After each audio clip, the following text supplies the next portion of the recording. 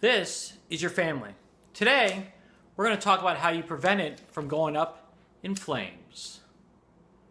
Whoa, gosh darn it, jeez.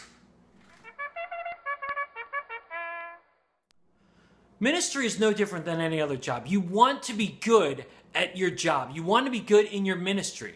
The difference is, though, with most jobs, is there's a 9 to a 5 or an 8 to a 4. There's a start point and an end point, and you don't take work home with you. However, with ministry, you bring it home with you. The church gives you a phone sometimes. They give you a computer. They expect you to be connected at all times. And that can be a very good thing. It's great to have that happen. However, it can also consume you to the point where that your marriage ends up going up in flames, or your family life is destroyed, and you end up not knowing your own kids as they get older because you become so consumed with your ministry. So how do you stop it? How do you prevent your marriage or your family from going up in the flames? I think there's two easy steps that you can do to make sure that your marriage and your family doesn't go up in flames, and that your ministry can still be successful while you're doing this. The first thing you can do is set up boundaries, and these apply to your family life and the ministry life. It'd be great when you start the job, or even if you've been on the job for a while, to sit down with your family and say, what are important things to you as my spouse and as my family that I need to protect? One of the things is you can, when you're home, to be home. Be present when you're home. Don't be on your phone. Don't be on your laptop or your iPad all the time.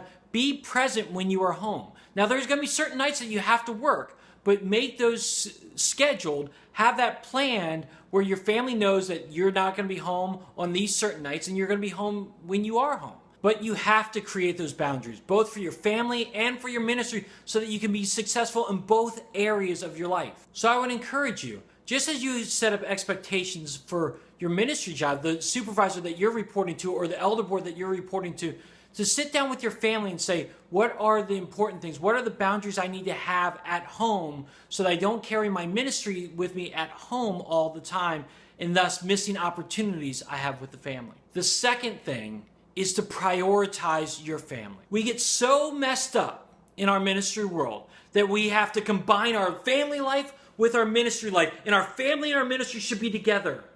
Well, the reality is they're not. Our family life actually gets put on the back burner for our ministry life a lot. But I've seen it happen. We become so consumed with our ministry that we let our family go up in flames.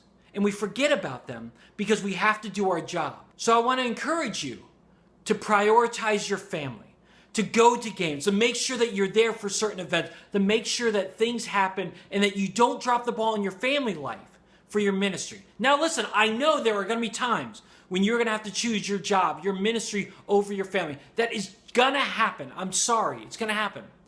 But it will happen more often if you don't prioritize your family and make them important. You only have one spouse. So you need to prioritize them, because all these other people that you're ministering to, they will go away and do other things.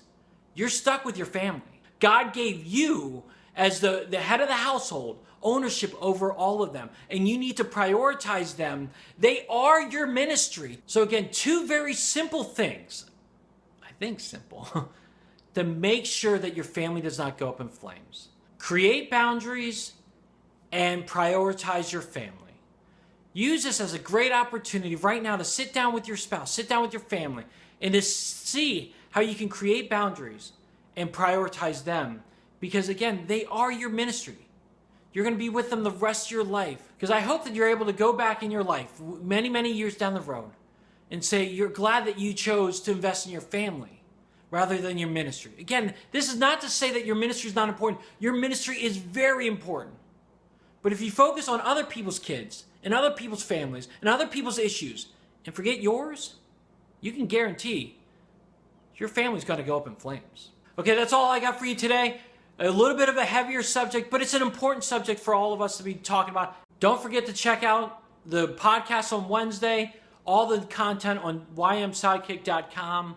And again, please, if you got any questions, post them on the comment section below or tweet them to me at ymsidekick. Hey, I hope you guys have a great week, and I hope that you're able to prioritize and create some boundaries in your family this week.